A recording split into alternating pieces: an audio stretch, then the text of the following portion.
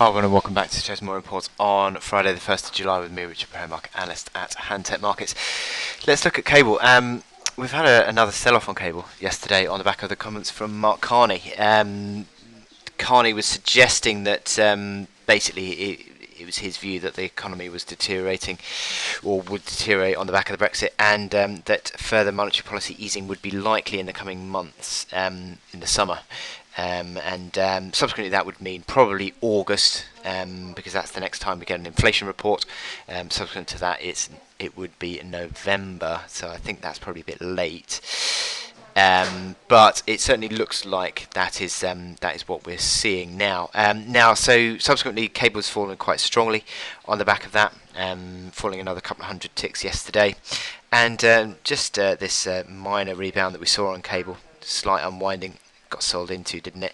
And the outlook technically is still very negative, and I think fundamentally and technically cable is pretty much negative now.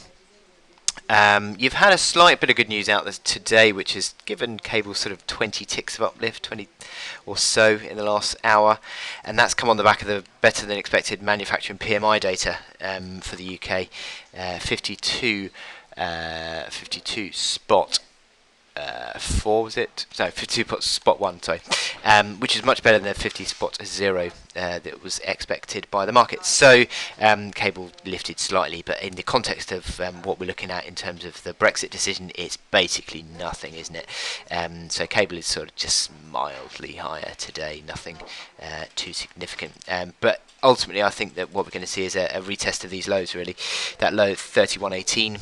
Likely to be seen. Yesterday's low 32.02.